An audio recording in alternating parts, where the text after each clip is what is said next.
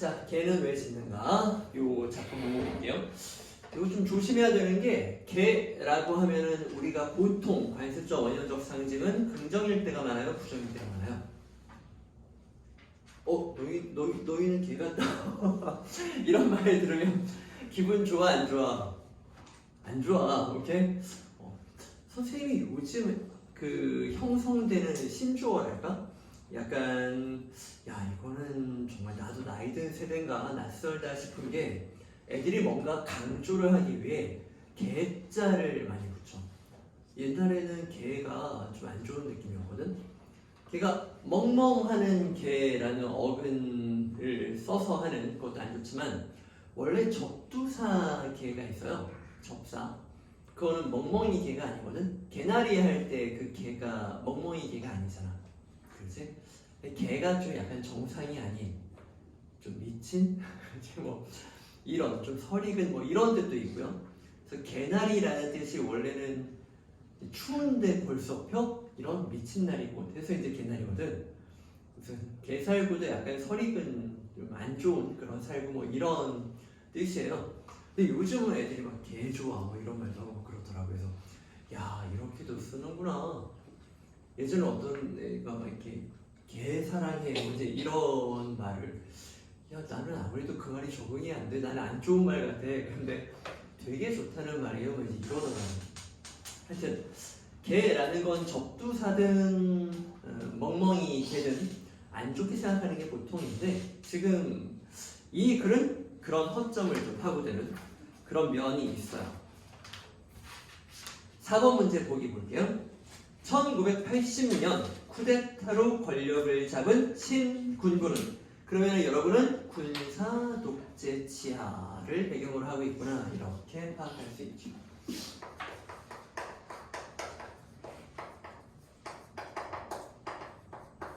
군사 독재 정부에 대해서 말하고 있는 거 좀 안 좋은 그런 억압시를 얘기했죠.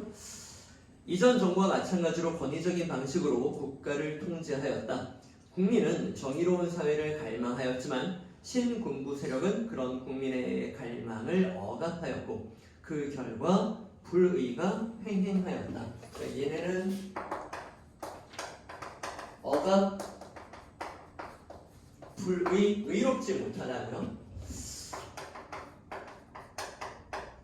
국민은 거기에 대해 거부를 했다는 것이지. 그렇지? 정의로운 사회를 갈망하였다.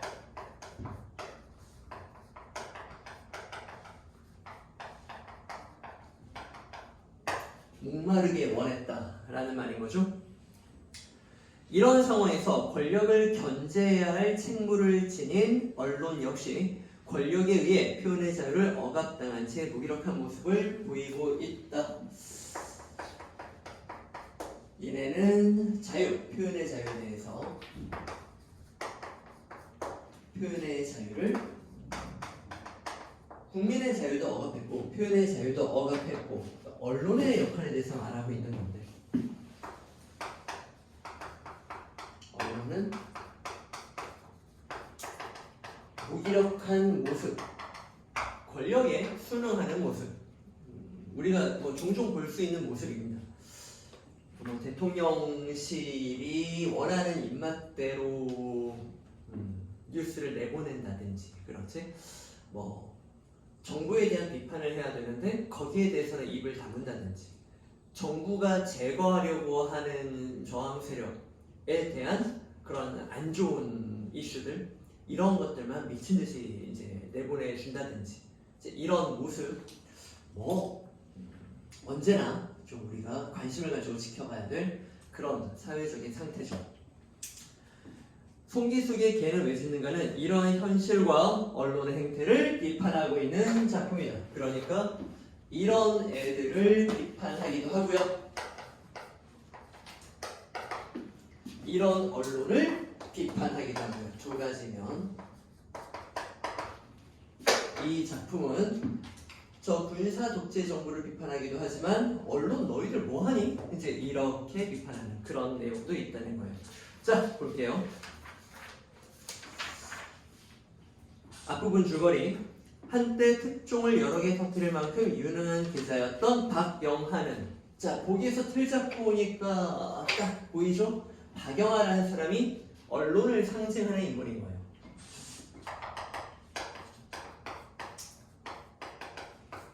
이 작품의 주인공이자 정부를 고발하고 정부를 견제해야 될 이제 그런 언론이 왜 이렇게 바보같이 살아? 이런 모습을 보이는 걸로 문학적 장치로 박영하라는 인물을 설정하고 있습니다. 최근 들어 어쩐지 사회 현실의 흥미를 잃어 무력한 언론의 모습을 상징하는 걸 알 수 있네요. 취재 기사 쓰기도 시큰둥. 변두리 동네로 이사온 박 기자는 박영하, 동네 일에 사사건건 간섭을 해대는 동네 어르신들이 뭘 상징하는 인물인가를 우리는 찾아야죠. 그들과 엮이지 않으려 피해 다니다. 그러던 차에 동네 어르신들이 박 기자를 불러 동네 한 불효자의 악행을 신문에 내줄 것을 부탁하고 이야기 중 당사자가 나와 어르신들과 말다툼을 벌인다. 자, 불효자의 악행이라고 나와요. 그러니까 얘는 악행을 저지르는 부도덕한 존재, 불의한 존재를 상징하는 거예요. 동네 어르신들은 얘가 싫은 거예요. 신문에 내줄 것을 부탁하고 언론의 역할을 제대로 해달라 하고 요구하는 거죠. 이야기 중 당사자가 나와 어르신들과 말다툼이 일어난다. 자, 그러면은 이렇게 볼 수 있지 않을까?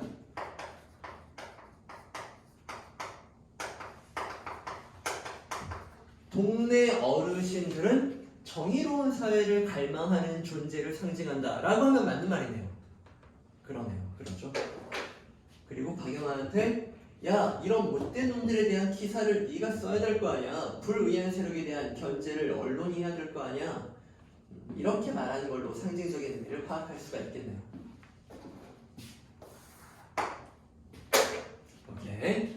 그리고 선생님이 이제 그 해설 자료 좀 원하는 사람은 귀찮겠지만 매주 카톡으로 선생님한테 좀 요청하면은 줄 텐데, 왜냐면 이 작품이 이제 이런 틀을 잡는 거는 내가 보기엔 괜찮을 것 같은데 구체적인 내용 파악도 물어보잖아, 수능은. 그러니까 글을 읽을 수 있는지. 사람들 대사가 좀 정신없어요. 그러니까 이게 누구 말인지를 파악하는 게 조금 필요할 겁니다. 오케이. 그런 것도 좀 해설에 써놨으니까 필요한 사람은 말하시고 갑니다. 젊은 순경 맞죠? 순경도 옆에 있는 거예요. 순경도 지금 옆에 있습니다. 순경도 원래 나쁜 놈들 잡아들여야 되는 그런 사람이잖아. 저렇게 자기 허물을 뉘우칠 줄 모르고 큰 소리만 치고 있으니 개가 짖지 않고 배기겠소? 정부에서도 충효 어쩌고 했으면 저런 작자들부터 자기 허물을 뉘우칠 줄 모르고 저런 작자들, 저런 작자 다 얘를 말하죠. 지금 불효자, 동네 어르신들은 이 불효자를 공격하고 있는 거예요. 묶고 가야 할 게 아니요. 그 정부가 재구시를 못하고 있다는 것도 알 수 있고요. 그리고 박 기자 어떻소? 이런 사람도 지금 다 불효자죠. 신문에 안 내면 무엇을 신문에 낸단 말이요? 당신은 그런 사람들을 고발하는 언론인 아니요? 털보 영감이 이번에는 영하를 박영하 물고 들어갔다. 방금 말한 사람 누구예요? 털보 영감이요. 뭐요? 신문에 내다니 무엇을 신문에 낸단 말이요? 사내 누구예요? 불효자. 그렇지. 방금 뭐요? 한 사람이 불효자 사내. 털보 영감 말을 채뜨리며 시퍼렇게 악을 쓰고 나섰다. 임자 같은 사람을 신문에 안 내면 무엇을 신문에 낸단 말이요? 임자 같은 사람이 지칭하는 사람? 불효자. 개는 짖으라고 있고 신문은 나팔을 불라고 있는 것인데, 자, 개가 짖는다 라는 말이 상징하는 건 언론이 할 말을 하는 걸 말하는 거죠. 그렇죠? 네.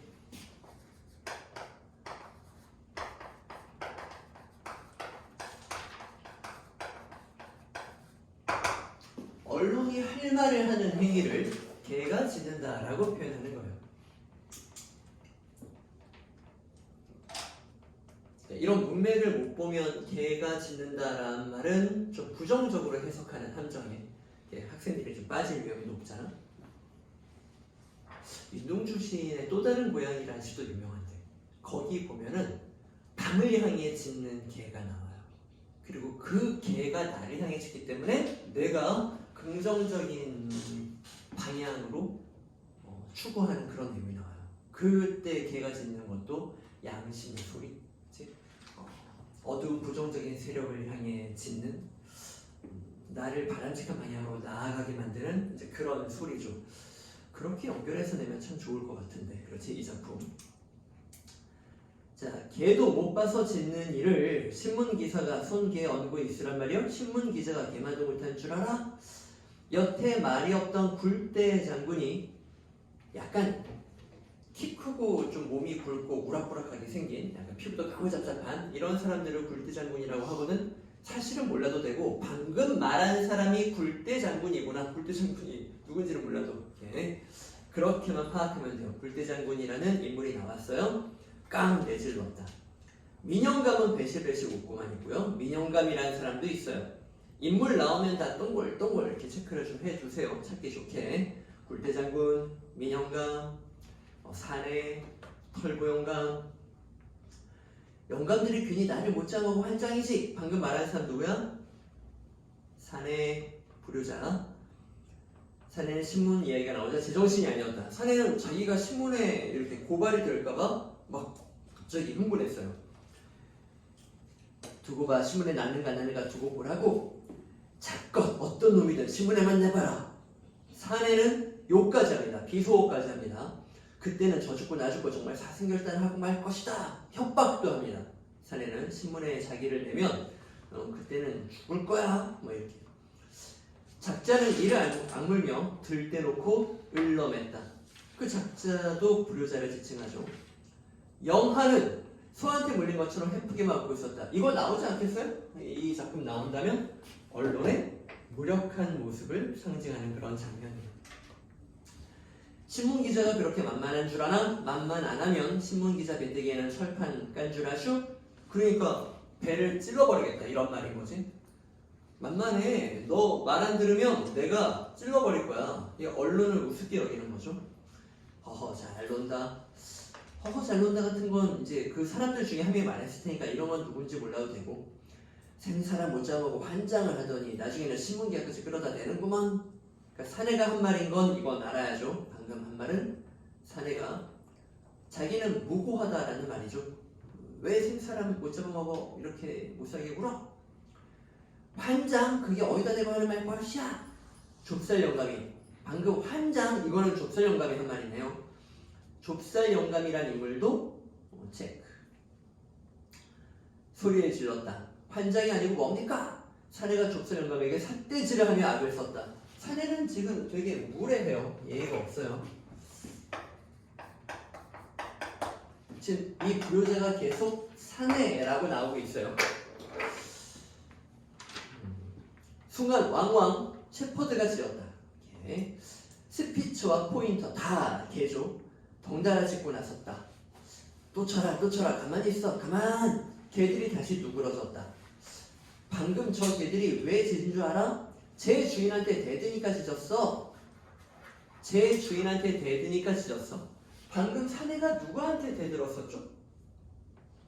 좁쌀 영감이요. 그렇죠? 좁쌀 영감이 지금 개들 주인입니다.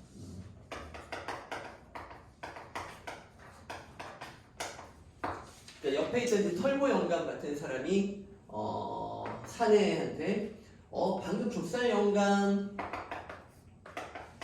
개들 주인. 개들이 왜 짖는 줄 알아? 네가 자기 주인한테 이렇게 덤비니까. 그러니까 좁쌀 영감의 개들이 짖은 거야. 개는 까닭없이는 안 짖어. 사람 못된 것들은 할 소리 안 할 소리 자발 없이 찌부렁대지만 개는 짖을 놈만 봐서 꼭 짖을 때만 짖어. 사실 여부를 떠나서 지금 이 글의 문맥은 그런 거야. 개들이 너를 향해 짖은 건 네가 못된 놈이라 짖은 거야. 그래서 이렇게 말을 하는 거지. 그 말은 작가는 이런 말을 하고 싶었던 것일 겁니다. 언론은 못된 놈들을 고발해야 될 거 아니야. 이제 이렇게 말하는 메시지이기도 해요. 저 시퍼런 눈 봐. 저 눈으로 사람 못 보는 데까지 훤히 꿰뚫어보고 꼭 지질로만 찾아 짓는단 말이야. 사실 여부를 떠나 작가는 이런 말을 하는 거지. 언론은 꿰뚫어봐야 돼. 언론은 통찰력이 있어야 돼. 그래서 꼭 지질놈에 대해서 떠들어야 되는 게 언론의 사명이야. 이렇게 말을 하고 있는 것입니다. 그걸 개를 통해서 표현하고 있는 거죠. 털보 영감이 능청을 떨었다. 사내가 뭐가 어쩌고저쩌요? 저 영감이 시키니까 짓지. 표면적인 내용파. 사내는 개가 짖은 건 내가 못해서가 아니라 좁쌀 영감이 지시를 해서 짖은 거다.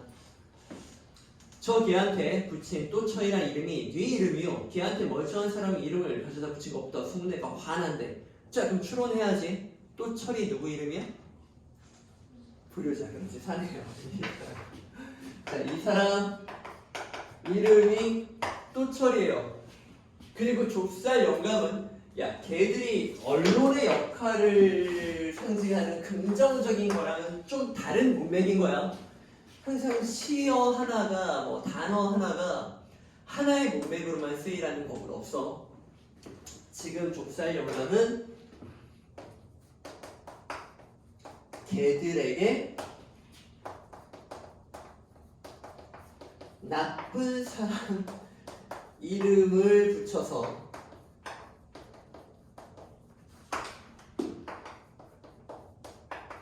부르고 있는 거죠. 그렇죠? 이건 어떤 조롱의 의미일 것입니다. 조롱과 비난의 의미일 거야. 그래서 좁쌀 영감 개들 중 한 마리의 이름이 또철인 거예요. 사내가 거기를 따지고 있는 거지. 사내는 이를 안되면 좁쌀 영감을 노려봤다. 작자는 이만저만 끈질긴 성미가 아니었다. 이쯤 했으면 진력이 날 법도 한데 귀엽고 몰고 늘어졌다. 사내도 끈질기란 말이야.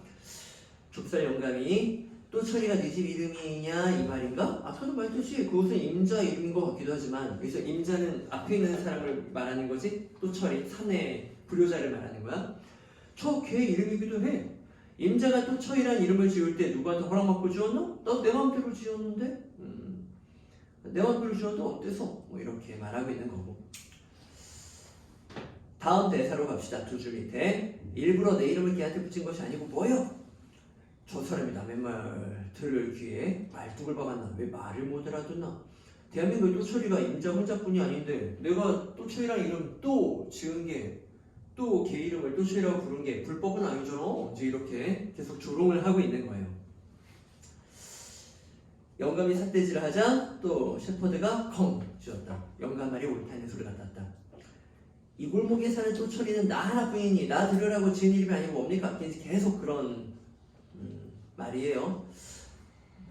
그 대사 다음 줄. 사내는 순경을 돌아오며 입에 거품을 물었다. 사내는 지금 순경한테 하소연을 하고 있는 거예요. 지금 이 집단 공격을 당해내기 어려우니까 순경한테 이거 너무한 거 아닙니까? 이렇게 말하는 거야. 걔한테 그런 이름 붙이면 안 된다는 무슨 법조문에도 있단 말이야? 있으면 가져와봐. 이놈은 일본 총독 이토, 이놈은 인규, 이놈은 아민, 이놈은 또철이. 자 그럼 이토, 인규, 아민 지금 다 공통점은 뭐라는 거야? 욕먹어도 싼 나쁜 놈들이라는 거지. 이토 히로부미는 알지? 그렇지? 이 사람이 우리 민족의 원수잖아. 그렇지? 이렇게 인규는 이제 독재 정권 이제 그런 하수인 아부꾼 이제 그런 사람을 말하는 거. 최인규라는 그런 사람이 있었어요. 여러분은 몰라도 돼요. 문맥만 알면 됩니다. 아민도 이제 저기 뭐 아프리카 쪽에 독재자인데 나쁜 놈이에요. 중략 다음 장면 볼게요. 다음 장면. 비싼 나무를 사다가 잘 손질한 정원은 인위적으로 정돈된 바로 그만큼 자연의 질서와 조화에서는 어긋나 있는 것이 아니겠는가. 자 여러분 지금 비싼 나무를 잘 손질한 정원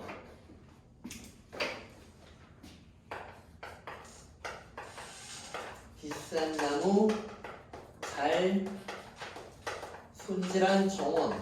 수능은 이런 거 좋아해. 이거 문맥상 좋은 의미 같아? 안 좋은 의미 같아? 안 좋은 의미겠지. 그렇지? 이렇게만 보면 좋은 거 아니야 싶지만 이걸 보면 보기에는 아름답지만 자연의 조화를 뒤틀었단 말이지. 보기에는 아름답지만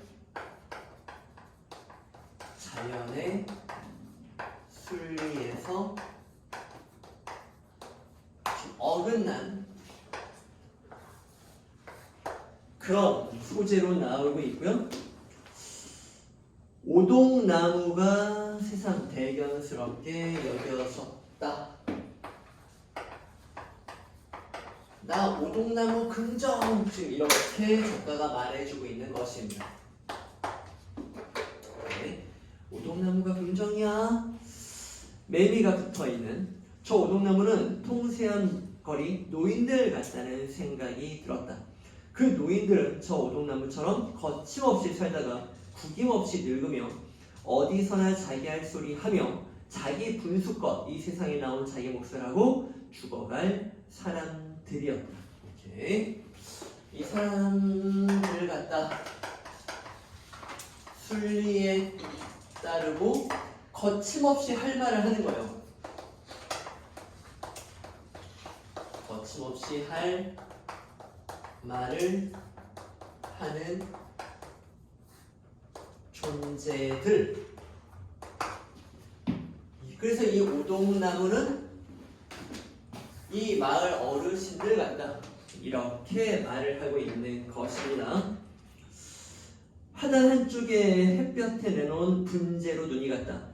오동나무에 비기면 저게 뭔가 봄이 되어도 가지 하나를 뻗고 싶은 대로 뻗지 못하고 뿌리는 또 비좁은 화분 속에서 얼마나 궁색스럽게 비틀리고 얽혀서 뻗어야 하는가 억눌려 있는 거야. 저렇게 최소한의 생존 조건 속에서 생명을 부지해야 사랑받고 그 생존 조건이 극한점으로 올라가면 올라갈수록 가치도 그에 비례하는 것이 분재였다. 살기 위해 그렇게 빌붙어야 되는 그런 존재가 분재야. 나는 뭔가 저 분재일까? 자, 분재. 박영하는 지금 언론이 그 꼴이다. 이렇게 말하고 있는 거지. 할 말을 못하고 하고 싶은 대로 하고 싶은 말을 하는 그런 순리에 따르지 못하고 생존을 위해 무력하게 억눌려 있어야 하는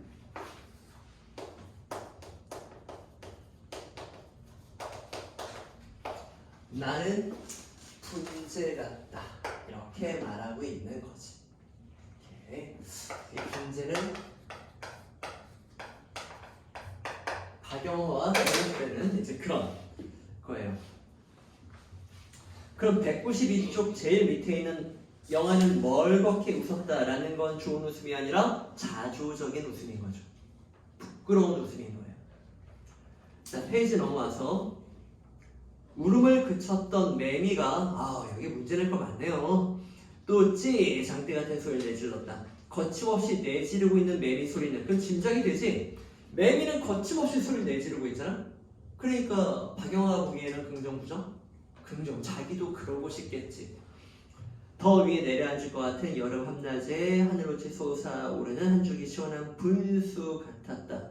그리고 매미는 생애 일주일, 3주일을 살려고 7년 또는 17년 종류에 따라 좀 다른데 몇 년을 땅에서 군뱅이로 있다가 땅 위에 나와서 매미로 탈피를 한 다음 고작 일주일 울다가 가는 거야. 그걸 어떤 응축된 삶으로 본 거지. 그 7일로 응축된 매미의 생애가 이상한 감상을 불러왔다. 찌하는 울음소리가 단순한 곤충의 울음으로 들리지 않았다. 그 기나긴 기간을 땅속에서 벼르고 별렀던 자신의 무슨 절실한 의지를 저렇게 단음으로 표출하고 있는 것 같았다. 매미는 응축된 삶, 절실한 의지를 가지고 있는 존재. 그 다음 박영하는 나도 기사를 쓰고 싶다 하고 노인들이 말한 이 불효자에 대한 뉴스를 씁니다. 오케이. 그러니까 박영하가 행동하게 하는 계기 이렇게 할 수가 있겠죠.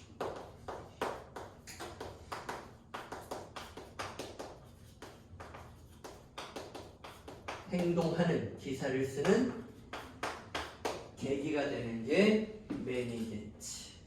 오케이, 그렇습니다. 끝. 지문은 끝났고요. 이 뒤에 내용은 박영하는 그래서 신나게 써요.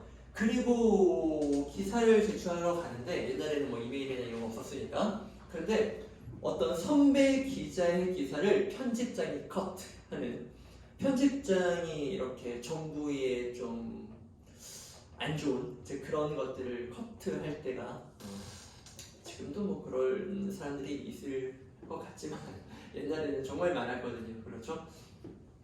전두환 대통령 별명이 땡전 대통령이에요. 땡전 대통령. 왜냐면 80년대가 그때를 말하는 거거든. 왜냐면 9시 뉴스가 삐삐삐삐 해가지고 땡 하고 시간을 알리는 그런 게 된 다음에 9시 뉴스가 시작되면은 전두환 대통령 각각에서는 매일 뉴스가 그렇게 시작했어요. 그러니까 대통령 홍보실에서 준 그 뉴스를 TV에서 앵무새처럼 이렇게 말하기만 했던 거지. 불리한 건 잘라내고 이제 그런 뉴스가 계속 이렇게 정부의 친화적인 뉴스만 발표가 되고 불리한 뉴스는 제거가 되고, 그 편집 부장이 자기 선배의 기사를 커트하는 걸 보고 이 사람은 자신이 없어서 그 기사를 제출하지 못하고 다시 돌아와요. 그리고 술 퍼먹고 그냥 고래고래 고함을 지릅니다. 아니, 언론에서 고래고래 소리를 질러야지 왜 동네에서 고래고래 소리를 질러? 그래서 언론의 못난 모습을 끝까지 이제 상징하면서 작품이 엔딩 돼요. 자, 풀어보세요. 1번은 좀 같이 풀어볼까? 이 작품 1인칭이에요? 3인칭이에요? 1인칭이면은 인물이 자기를 나라고 부르는 장면이 나와야 돼요. 그렇죠? 서술자가 하나의 인물로 등장했다는 말은 자기를 나라고 불러야 해요. 자기를 나라고 부르는 사람이 있었나요? 없었나요? 없었죠? 이러면은 3인칭이고 작품 박 서술자라고 하는 거야. 1인칭, 3인칭은 좀 바로 그렇게 돼야 돼. 자, 그리고 기억나요? 네, 겨울방학 때부터 많이 했던 건데, 직접 제시가 나오는 순간 객관성은 떨어지기 시작합니다. 그러면 내면 묘사, 내면에 대한 묘사는 내면 설명이다. 내면 묘사는 묘사가 아니다. 내가 되게 많이 말했어. 묘사란 그림을 그릴 때 서술하는 것인데, 묘사를 쓰면 간접 제시고 객관성이 높아지고, 내면 묘사 같은 직접 제시가 보이면 그럼 객관성은 좀 떨어지는 거예요. 오케이? 그렇습니다. 야, 그럼 중약 다음에는 객관성이 엄청 낮은 부분이잖아. 박영하의 내면으로 범벅이 돼 있잖냐. 그치? 자, 그럼 1번 선지는 객관적인 위치에서 땡! 이렇게 나와야 되는 거지. 기본기가 탄탄한 사람은 빛의 속도로 그을 수 있어야 되는 거예요. 자, 그리고 2번 선지, 모든 인물의 내면을 인지하나요? 박영하 중심인가요? 그렇지. 선생님이 이것도 주의를 줬는데 기억해? 특정 인물의 시점에서 서술하고 있다. 이런 선지가 있잖아? 난 너무나 많은 오류를 많이 봤어. 애들은 특정 인물의 시점이라는 걸 1인칭과 동격으로 착각을 해요. 아니, 1인칭도 특정 인물일 수 있지만 3인칭 서술자도 한 명만 따라갈 수 있다고. 한 명만 따라가는 건 지 맘이지. 뭔 말인지 알겠어? 그래서 전지혁 작가 시점에서 고전소설은 A 인물 입장도 말하고 B 인물 입장도 말하고 C 인물 입장도 말하고 이게 골고루 말할 때가 많지만, 현대소설에서 종종 전지혁 작가 시점인데 한 놈만 따라가는 거야. 그렇다고 1인칭도 아니야. 제가 나라고 나온 게 아니야. 박영하는 이렇게 나와. 1인칭이 아닌데도 한 놈만 따라가는 거야. 그걸 뭐 초점, 시점 뭐 이렇게 말하기도 하고요. 근데 이제 뭐 정식 명칭은 아니고 특정 인물의 시점에서 서술하고 있다. 이런 식으로 선지로 보통 나오는데, 이 작품은 특정 인물의 시점에서 박영하의 시점에서 주로 씁니다. 중략 앞은 거의 간접 제시 번복이고요. 중략 뒤는 박영하의 시점 몰빵이에요. 오케이. 그래서 모든 인물 2번도 땡. 그래서 3번이 답인 거예요. 오케이. 자, 나머지는 풀어보세요. 2, 3, 4 시작.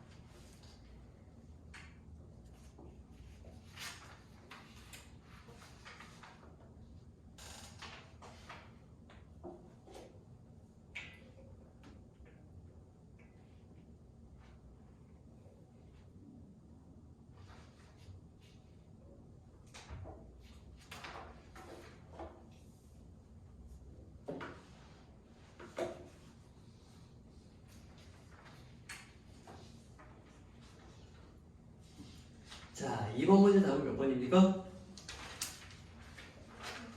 그렇죠, 5번이지? 분노하는 게 아니라 완전 방관. 그렇지? 이렇게 그냥 슬슬 바라만 보고 있다가 결국 나중에 분재, 나는 분재 같은 그런 남의 비위만 맞추는 그런 할 말을 못하는 생존을 위해서 뒤틀어져야 되는 그런 존재인가? 반성을 하는. 그러면은 이건 성찰하게 하는 계기라고 할 수가 있겠고요. 그리고 매미를 보고 나도 기사를 써야겠다. 나도 저렇게 외치고 싶다 이렇게 되잖아요. 자, 그래서 3번 문제는 그 기능을 물어보는 거지. 3번 문제 답은 3번. 그렇지. 반성을 하면 성찰은 더 상위 개념이니까 바로 되죠. 하고자 하는 의욕을 자극하고 있다. 네, 그래서 기사를 씁니다. 4번 문제, 복이 있는 말이 있다고 무조건 맞는 게 아니라 선지가 맞아야 되는 거라고. 답은? 그렇지. 일부러 내 이름을 걔한테 붙이는 것이 아니고 뭐예요? 라는 말은 그 적반하장이란 말처럼 이 못된 놈이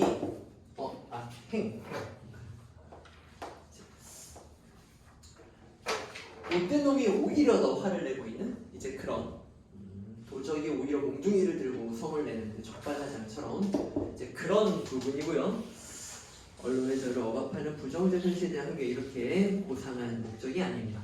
오케이, 잠깐 쉬었다가 한 7분 쉬자. 7분 쉬고 춘향전을 간단하니까 그거 하나 하고 오늘 마무리하겠습니다. 7분 쉽니다.